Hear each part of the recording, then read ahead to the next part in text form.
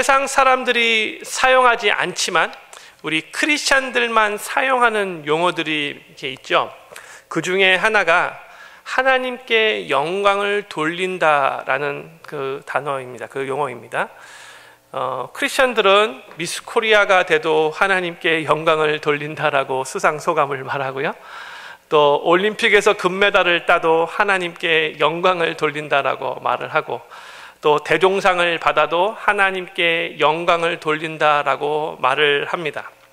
제가 여태까지 들어왔던 수상소감 중에 가장 원색적이고 가장 강렬했던 것은 2011년 KBS 연예대상에서 여자 부분, 코미디 여자 부분에 우수상을 받은 신보라 씨가 수상소감을 이렇게 말을 했어요. 저에게 자랑할 만한 것은 십자가에서 흘리신 예수님의 피밖에 없습니다. 하나님께 모든 영광 올려드리며. 그냥 평범한 수상소감이 아니죠. 안 믿는 사람들이 듣고 뭐야 이거 뭐 드라큘라도 아니고 피 얘기도 하고 뭐 정육점도 아닌데 뭐 이런 비난도 받았어요. 근데 저는 그 얘기를 이제 나중에 유튜브를 통해서 보는데 참 큰 은혜가 되었습니다.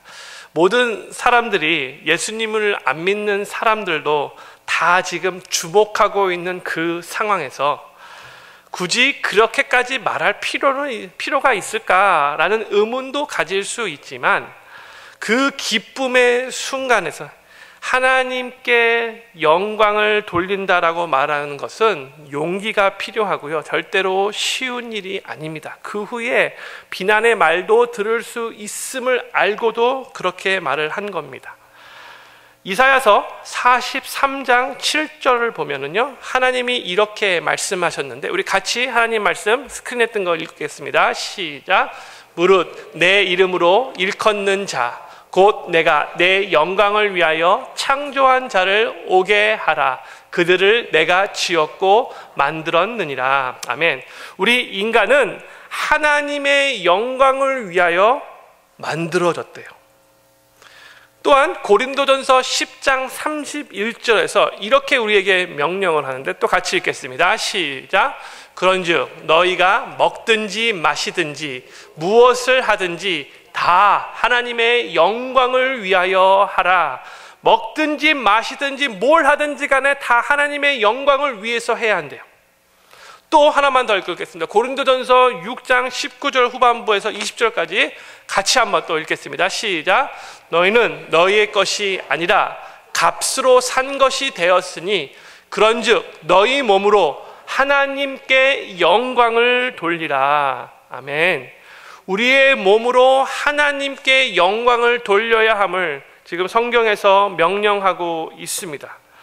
우리가 예수 그리스도를 삶의 구세주로 영접하여 크리스찬이 되고 하나님의 자녀가 되고 이 천국 백성이 되었다면, 우리는 뭘 하든지 다 하나님의 영광을 위해서 해야 하는 것이고, 모든 영광을 다 하나님께 돌려야 하는 것입니다. 그래서 오늘 저는 성도님들과 함께 하나님께 영광을 돌리는 삶은 어떠한 삶인가, 오늘 본문 말씀을 중심으로 같이 한번 은혜를 나누고 싶습니다. 그런데 우리가 계속해서 하나님의 말씀을, 오늘 말씀을 듣기 전에 한 가지 올바르게 짚고 넘어갈 게 있어요. 하나님은 우리가 하나님께 모든 영광을 돌린다고 해서, 우리가 하는 모든 일이 다 하나님의 영광을 위해 한다고 해서 하나님이 지금보다 더 영화로워지는 것은 아닙니다. 하나님은 이미 완전히 온전히 영화로우신 분이에요. 피조물인 우리가 뭐 최선을 다해서 노력하고 애쓰고 뭐 다 한다 할지라도 창조주이신 그 하나님께서 나 때문에 더 영화로워지는 것은 아닙니다. 이것을 우리가 정확하게 이해하고 오늘 말씀을 듣는 게 중요합니다. 그러면 우리는 하나님께 영광을 돌린다라는 말을 어떻게 해석해야 할까요? 여러 가지 뜻이 있겠지만 오늘 본문 말씀을 토대로 요거에 집중했으면 좋겠어요. 영광은 영화로운 광채를 의미합니다. 성도님들의 이해를 돕기 위해 제가 뮤지컬의 예를 들어보도록 하겠습니다. 뮤지컬 무대 위에 한 30-40명의 배우들이 각자 자기가 맡은 파트를 최선을 다해서 이렇게 연기하고 있습니다. 그런데 갑자기 주인공이 등장을 합니다. 주인공이 무대 위에 등장을 해서 자기의 대사를 읊습니다. 그때 모든 조명이 다 꺼지고 무대 위에는 수십 명의 사람이 있었고 또 다른 그런 장식들도 많이 있었지만 그것들은 보이지 않고 조명이 이 주인공에만 집중하며 스팟라이트를 비춥니다. 그림 그려지시죠? 바로 이 주인공만 보이고 다른 것들은 전혀 보이지 않는 이 상황이 영화로운 광채를 받다, 영광을 받다라는 뜻이 됩니다. 그래서 하나님께 영광을 돌린다라는 말은 누가 나를 높이고 누가 나를 주목하고 누가 나에게 스팟라이트를 비추면 그 스팟라이트를 나로부터 하나님께로 옮긴다라는 뜻입니다. 오늘 본문 말씀을 보면 요셉이 나오죠. 제가 어저께 토요 새벽 기도회 때도 요셉에 대해서 오늘 본문 말씀 바로 전에 있었던 내용을 설교를 했는데, 요셉은 아무런 죄가 없었음에도 불구하고 그 주인 아줌마, 그 보디발의 아내 미세스 발이 거짓으로 누명을 찌어서 억울하게 2년 넘도록 감옥에서 생활을 하게 되었습니다. 그랬던 그 요셉이 이제 감옥 생활하다가 막 마치고 나와서 애굽의 최고의 권력자인 바로왕 앞에 서게 됩니다. 왜 요셉이 감옥에서 나와서 지금 바로왕 앞에 섰죠? 애굽의 왕이었던 바로가 꿈을 꿨는데 그 어느 누구도 그 꿈을 해석할 수가 없었어요. 그런데 소문을 들었더니 이 요셉이 꿈을 그렇게 잘 해석한다라고 소문을 듣고 이 요셉을 부른 겁니다. 바로왕이 요셉에게 이렇게 말을 했습니다. 본문 41장 15절 말씀입니다. 오늘 같이 읽겠습니다. 시작. 바로가 요셉에게 이르되 내가 한 꿈을 꾸었으나 그것을 해석하는 자가 없더니 들은즉 너는 꿈을 들으면 능히 푼다더라. 요셉아, 내가 들어보니까 너가 꿈을 해석을 그렇게 잘한다면서, 꿈 해석하는 데는 네가 베테랑이라면서 너를 따라갈 자가 없다고 내가 들었어. 그래서 내가 너를 부른 거야 라고 지금 바로 왕이 말을 합니다. 지금 한 나라의 왕이, 그것도 그 당시에 최강대국이었던 이집트의 왕이, 바로 그 나라의 최고 권력자인 그 바로 왕이 지금 막 억울하게 감옥에 있었다가 2년 넘게 감옥에 있었다가 딱 나온 요셉을 보면서 지금 요셉을 칭찬하고 높여주는 거예요. 요셉이 막 부각되고 요셉에게 지금 스팟라이트이 비춰주고 있습니다. 누가 그 스팟라이트를 비췄어요? 바로 바로왕이 직접 요셉에게 그 스팟라이트를 비춘 거예요. 그렇지 않아도 그동안 너무나 억울하게 형들, 자기 친형들에게 팔려서 애굽의 노예가 되었고, 또 열심히 일을 했는데 또 억울하게 주인 아줌마가 그냥 누명을 씌게 해서 감옥 생활을 했었는데, 모처럼 이 요셉에게 참 영광스러운 시간이 다가온 건데 드디어 이 요셉이 주목을 받게 됐는데 이 요셉의 반응이 조금 이상해요. 요셉이 뭐라고 답변했죠? 우리 16절 말씀 같이 보겠습니다. 시작. 요셉이 바로에게 대답하여 가로되 이는 내게 있는 것이 아니라 하나님이 바로에게 평안한 대답을 하시리이다. 요셉이 지금 뭐라고 말을 해요? I cannot. 내가 아닙니다. 내가 꿈을 해석하는 게 아닙니다. 하나님이 하실 겁니다. God will. 지금 말하고 있어요.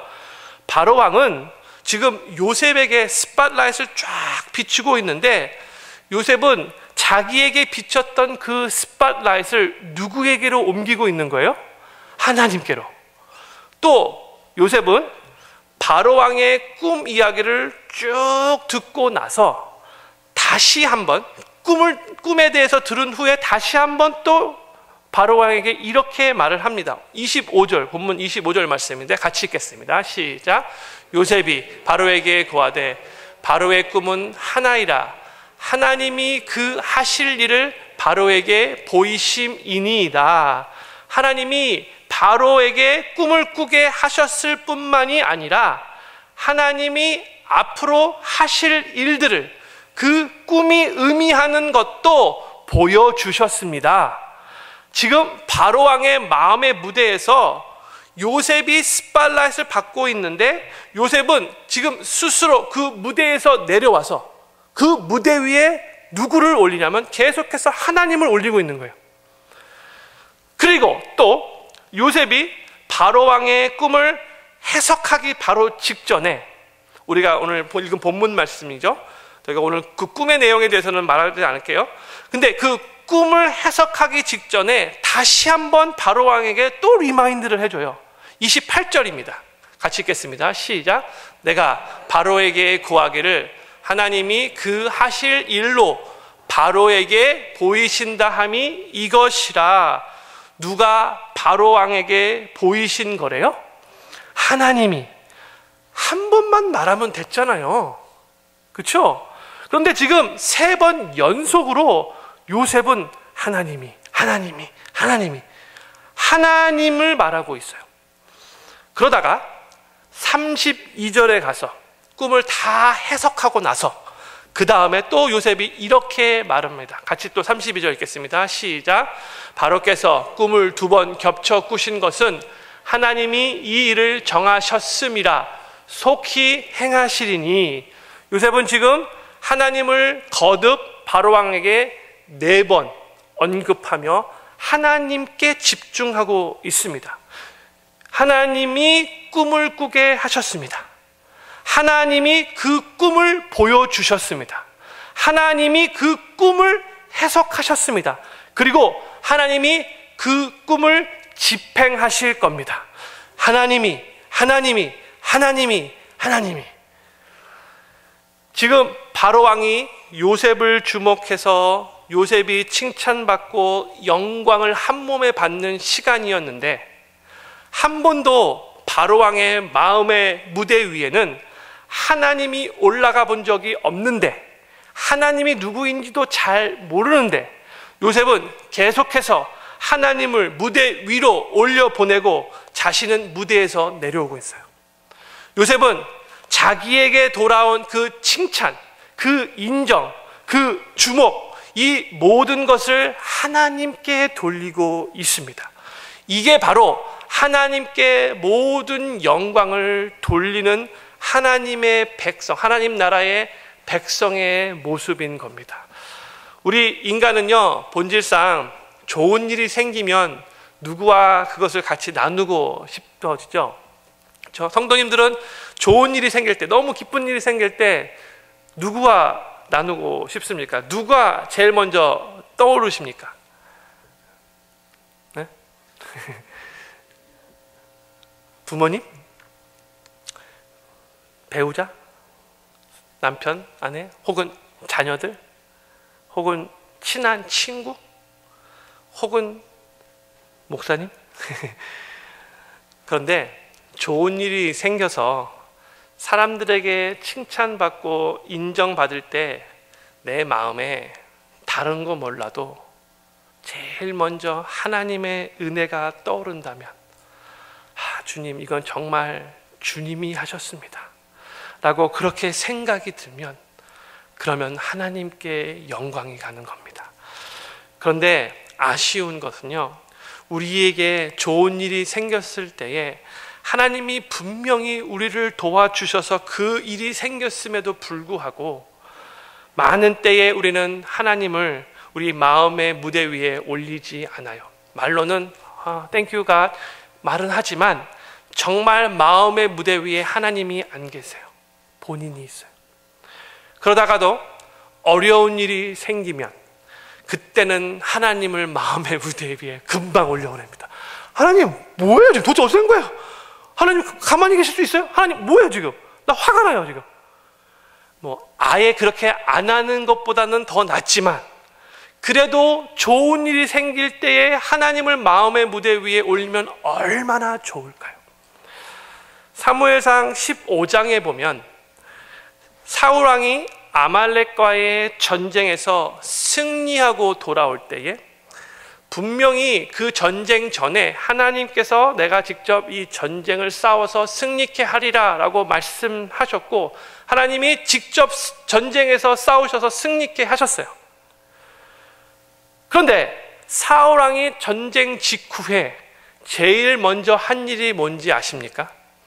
사무엘상 15장 12절에 이렇게 기록되어 있습니다. 사울이 갈멜에 이르러 자기를 위하여 기념비를 세우고, 사울은 자기를 위하여 기념비를 세웠습니다. 무슨 뜻이죠? 그 전쟁의 승리 기쁨 가운데 사울 왕은 마음의 무대 위에 하나님이 아닌 자기 자신을 올려놓고 스스로 스팟라이트를 자기에게 비친 거예요. 이걸 가지고 하나님께 갈 영광을 중간에 가로챘다라고 말하는 겁니다.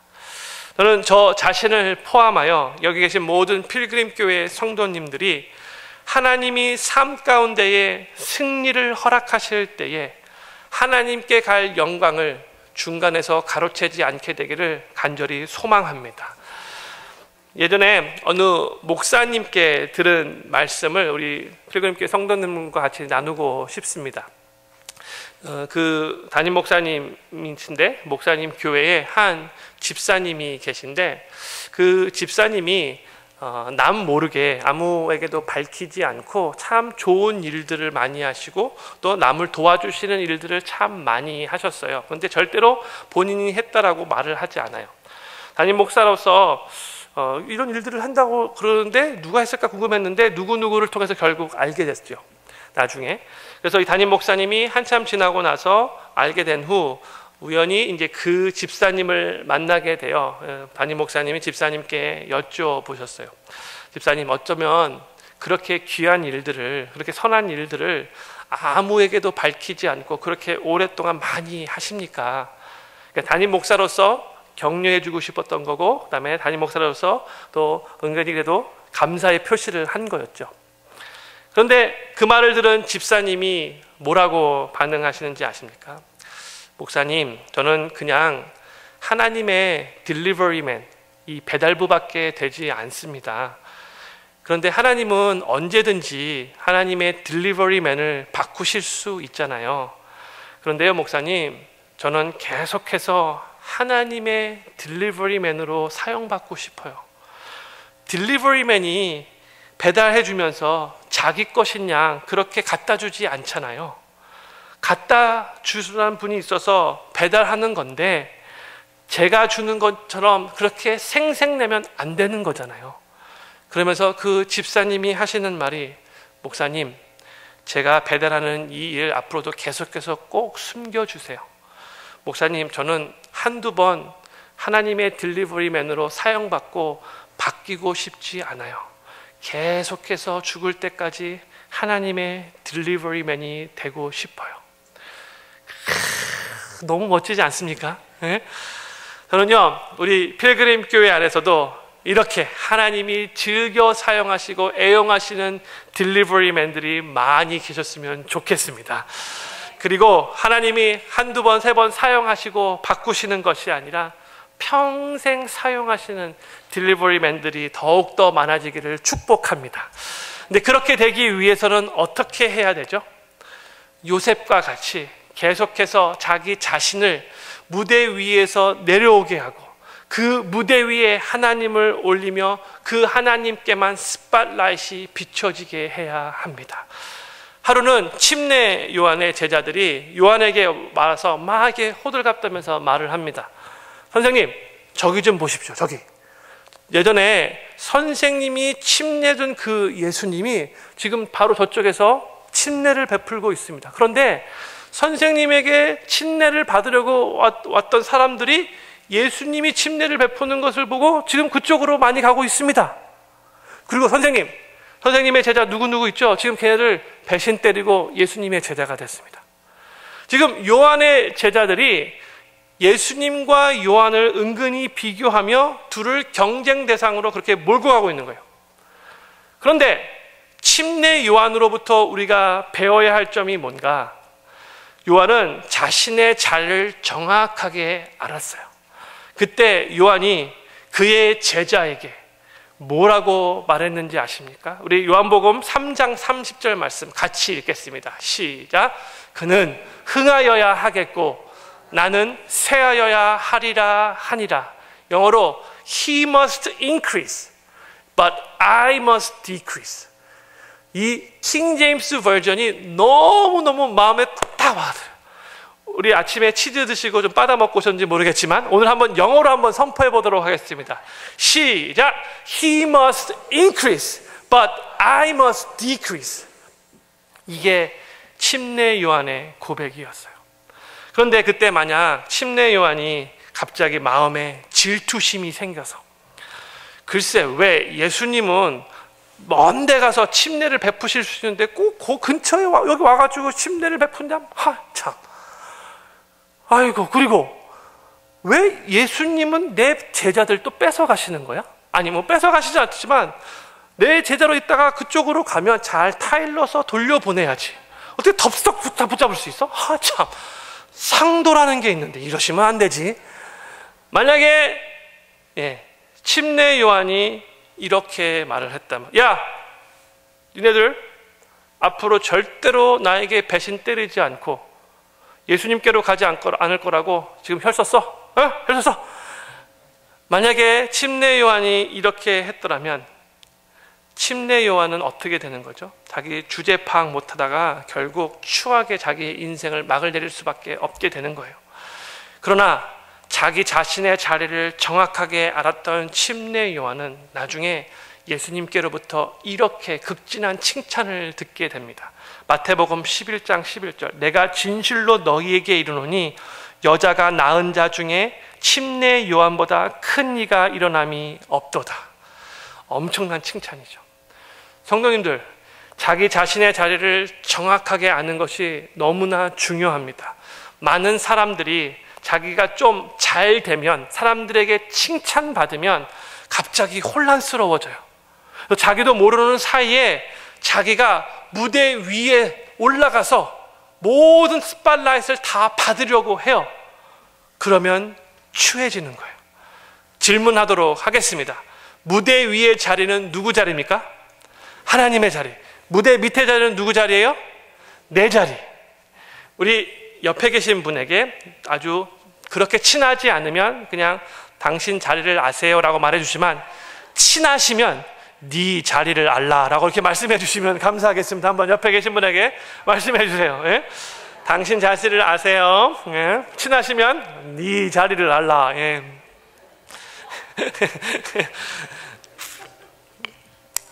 근데 신앙생활을 했던 많은 사람들은 하나님을 무대 위로 올려야 되는지 알죠. 지식적으로 다 알아요. 그런데 문제는 뭐냐면 하나님을 무대 위로 올리고 또 자기 자신도 같이 무대 위에 올라가서 하나님께 스팟라이트를 받을 때 자기도 같이 스팟라이트를 받고 싶어 해요. 이게 보통 신앙생활 오래 하신 분들의 모습이에요. 아마 성도님들 기억하실 텐데, 한국에서 이렇게 생방송 할 때 길거리에 나가서 누구 이렇게 인터뷰할 때에 그 뒤에서 자기 방송 출연하겠다고 막 뿌이뿌이 하는 사람들 이렇게 기억나시죠? 예? 보기 좋아요? 추하죠? 그렇죠? 예? 성도님들, 하나님께만 스팟라이트이 비춰지는데 자기도 그 스팟라이트를 좀 받겠다고 뒤에서 자꾸 뿌이뿌이 하면 이거는 정말 어글리한 겁니다. 모든 영광이, 모든 스팟라이트이 하나님께만 갈 때에 그때가 가장 아름다운 겁니다. 우리의 자리를 알아야 돼요. 예. 여기 계신 모든 우리 필그림교회 성도님들이 좋은 일이 생기고 칭찬받을 일이 생기고 사람들에게 인정받는 일이 생길 때마다 스스로 그 무대 위에서 내려와서 그 무대 위에는 주님을 올리고 주님께만 스팟라이트이 비춰지는, 하나님께 모든 영광을 돌리는 삶을 사시게 되기를 주님의 이름으로 간절히 축복합니다. 다음 주일은 추수감사 주일입니다.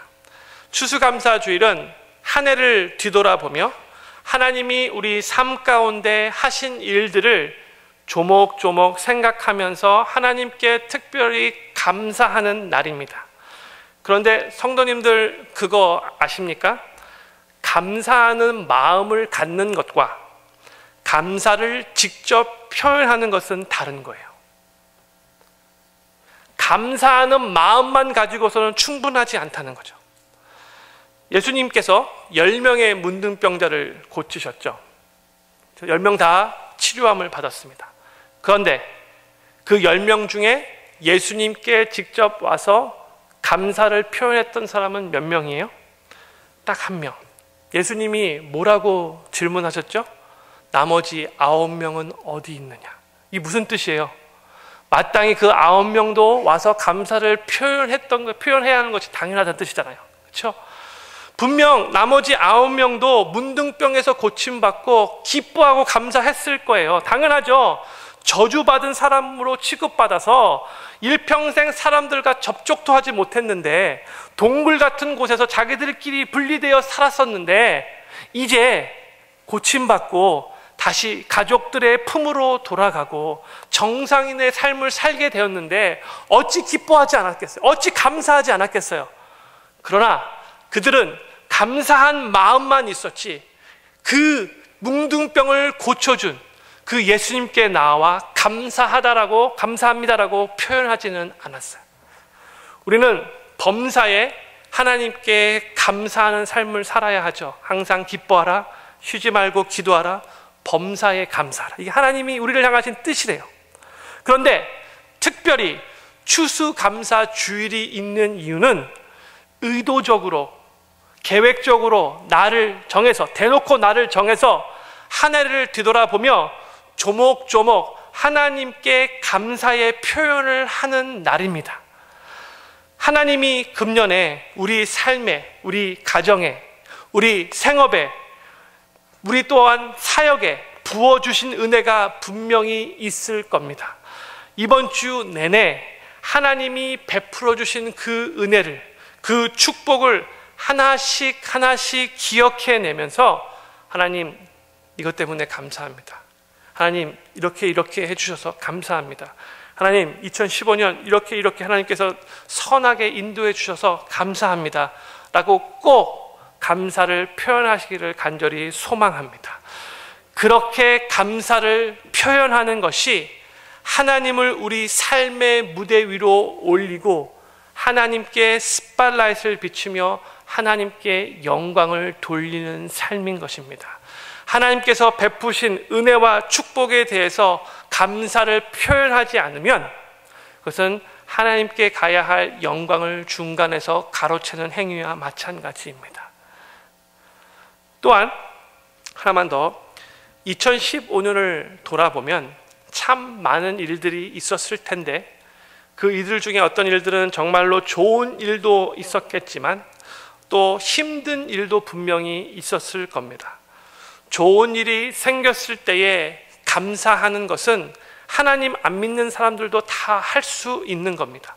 그런데 힘든 일이 생겼는데도 하나님께 감사할 때는 믿음이 필요합니다. 믿음의 사람들은 힘든 상황 속에서도 하나님께 감사할 것들을 찾을 수 있습니다. 그게 믿음의 파워예요. 감사하다가 영어로 thank죠. 그런데 생각하다는 영어로 think예요. 이 think, 생각하다라는 단어와 thank라는 이 감사라는 단어가 언어가 같은데 이 think의 단어는 thank라는 단어의 어원이에요. 이 말은 감사는 생각에서 나온다는 뜻이에요. 어떤 분에게는 2015년이 참 힘든 한 해일 수도 있었는데 그러나 그 속에서도 하나님을 연관시켜 좀 더 깊이 있게 think 해보면, 생각해보면 분명 하나님의 그 은혜와 하나님의 인도하심을 또한 감사 제목들을 그 속에서도 찾을 수 있을 것입니다. 힘든 상황 속에서도 하나님께서 우리와 함께 동행하셨고, 하나님께서 우리를 지키셨고, 하나님께서 우리를 선하게 인도하셨음을 생각해낼 수 있을 겁니다. 그래서 삶이 힘들었다 하더라도 우리의 삶이 더욱더 성숙해졌을 것이고, 더욱더 겸손해질 수 있었을 것이고, 또한 더욱더 성화되어 수 있었을 것이고, 더욱더 그 속에서 강해졌을 수 있었을 것입니다. 그것들을 믿음으로 생각할 수 있을 때 우리는 하나님께 감사드릴 수 있게 될 수 있습니다. 감사는 우리의 선택입니다. 지난번에 낙심하지 않는 것도 우리의 선택이라고 말씀드렸죠. 감사도 마찬가지예요. 우리는 똑같은 상황에서 불평하기로 결심할 수 있고, 또한 감사하기로 선택할 수 있습니다. 성도님들, 언제 하나님께서 우리를 통해 큰 영광을 받으시는지 아십니까? 우리가 하나님을 위해 큰 업적을 남길 때요, maybe 업적 자체로 하나님께 영광이 되는 것은 아니에요. 그런데 우리가 하나님을 위해 큰 업적을 남기지 않아도 우리가 참 힘들고 어려운 상황 가운데 그 상황마저도 내 삶에 허락하신 분이 하나님이심을 믿고, 그 상황도 하나님께서 다 합력하여 선을 이루실 것이라고 믿음으로 선포하며 여전히 하나님께 감사드릴 때에 하나님께 큰 영광을 돌리는 겁니다. 우리가 이걸 알아야 돼요. 감사하기 힘든 상황 속에서 감사할 때 하나님께 어마어마한 영광이 돌려지는 거예요. 이번 한 주 추수감사주일을 준비하시면서 그냥 다음 주 주일날 와서만 감사를 표현하지 마시고요, 오늘 저녁부터 시작해서 조목조목 매일 감사 제목들을 종이 위에 손으로 손수 적으실 수 있기를 바라고요. 매일매일 하나님 정말 감사합니다, 감사합니다 라고 표현하실 수 있기를 소망합니다. 그런데 그 무엇보다도 우리가 감사 제목을 하나님 앞에 올려드릴 때에 이것을 제일 감사하기를 소망해요. 우리에게 십자가의 사랑을 깨닫게 해주심에, 나의 행위가 아니라, 나의 행위로는 절대로 구원받을 수 있는 요소가 하나도 없지만 하나님께서 100% 우리들에게 거저 은혜를 베풀어 주셔서 예수님을 믿을 수 있게 하여 주시고, 그 예수님을 믿는 믿음 하나만으로 구원받게 하시고 하나님의 자녀로 살게 하시고, 힘든 상황 속에서도 이 세상이 전부가 아니고 이 세상 이후에 영원한 천국이 있음을 믿게 하시며, 이 세상에서도 천국 백성으로서의 삶을 살게 인도해 주신 그 하나님께 상황과 환경을 뛰어넘는 성숙한 감사를 드릴 수 있기를 간절히 소망합니다. 저는 오늘 말씀을 마치면서 I am thankful이라는 시를 읽어드리기 원합니다. 호레스 뉴튼 앨렌이라는 의사는 1885년 4월에 한국에서 최초 서양식 병원인 제중원을 설립했습니다. 수년 전에 한국 드라마도 나왔던 것 같아요, 제중원이라고. 그리고 그 후에 이 제중원은 세브란스 병원이라는 이름으로 바뀌게 되죠. 이 크리스찬 의사가 한국 땅에 처음 세운 이 크리스찬 병원에 가면 이런 기도문이 걸려 있습니다. 지금 환자들이 있는 병원이에요. I am thankful, 나는 감사합니다. 하나님, 때때로 병들게 하심을 감사합니다. 인간의 약함을 깨닫게 해주시기 때문입니다. 고독하고 외로운 것도 감사합니다. 그것은 하나님과 가까워지는 기회가 되기 때문입니다. 일이 계획대로 안 되도록 틀어주신 것도 감사합니다. 그래서 저의 교만이 깨지기 때문입니다. 돈이 떨어지고 사고 싶은 것도 마음대로 못 사게 하신 것도 감사합니다. 눈물 젖은 빵을 먹는 심정을 이해하게 하기 때문입니다. 자식들이 공부를 기대만큼 안 하고 아내가 미워지고 어머니와 형제들이 짐스러워질 때도 감사합니다.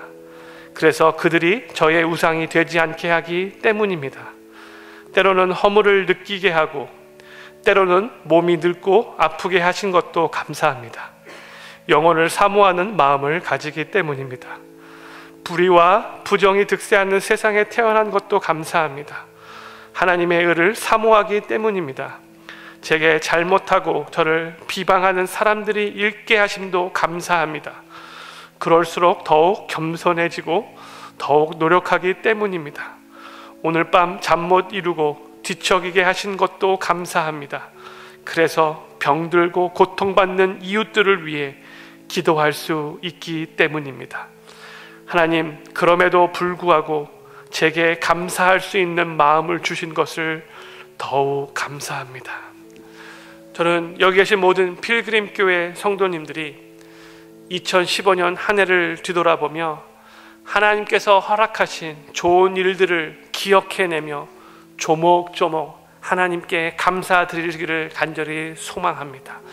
또한 혹시 2015년이 참 힘든 한 해였다 할지라도 그 속에서도 함께 하시고 힘주시고 선하게 인도하셨던 하나님을 믿음으로 고백하며 여전히 하나님께 성숙한 감사를 드릴 수 있기를 소망하고 그로 인해 하나님께 큰 영광이 돌려지는 삶을 사시게 되기를 주님의 이름으로 간절히 축원합니다.